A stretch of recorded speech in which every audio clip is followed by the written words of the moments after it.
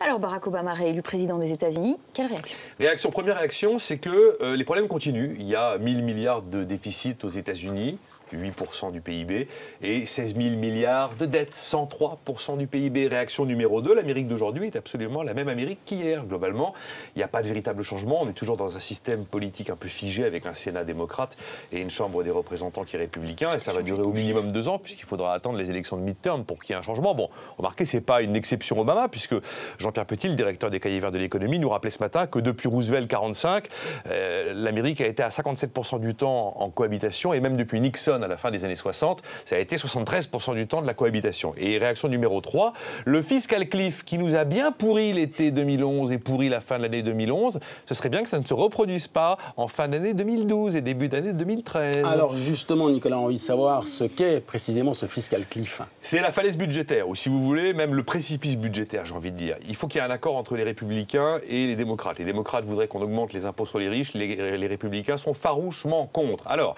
s'il n'y a pas d'accord budgétaire au 31 décembre 2012, le 1er janvier à 0 heure, automatiquement, il y a des coupes de dépenses publiques drastiques et des hausses d'impôts très violentes. Globalement, on estime que le tandem coupe de dépenses, hausse d'impôts pourrait provoquer un choc de 500 à 600 milliards de dollars sur les États-Unis. Autant dire que le pays rentrerait officiellement en récession. Mais comme d'habitude, on va avoir un joli psychodrame politique, un thriller jusqu'au 31 décembre à minuit moins 5, et bingo, à minuit moins 1, comme d'habitude, ils vont évidemment se mettre d'accord pour éviter d'en arriver à cette extrémité, encore une fois, automatique de coupe de dépenses et de hausse d'impôts. Alors Nicolas, que signifie la victoire de Barack Obama pour nous, en France? Qu'est-ce que ça veut dire? Pour la France et pour François Hollande, c'est une très très bonne nouvelle, parce que si Mitt Romney avait gagné, il aurait viré Ben Bernanke de la Réserve fédérale américaine. La politique monétaire des États-Unis aurait sans doute changé, peut-être pas radicalement, mais aurait changé. On aurait eu une politique monétaire beaucoup moins assouplie, enfin beaucoup moins douce qu'aujourd'hui.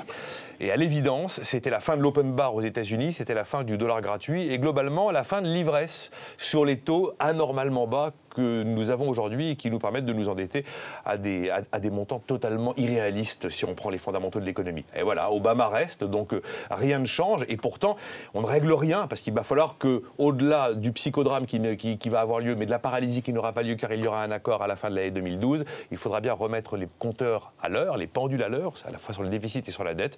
Donc il y aura évidemment des ajustements douloureux aux États-Unis, ça passera très certainement par des hausses d'impôts car l'Amérique n'a que 31% de prélèvements obligatoires, c'est donc là qu'il y a de la marge de manœuvre.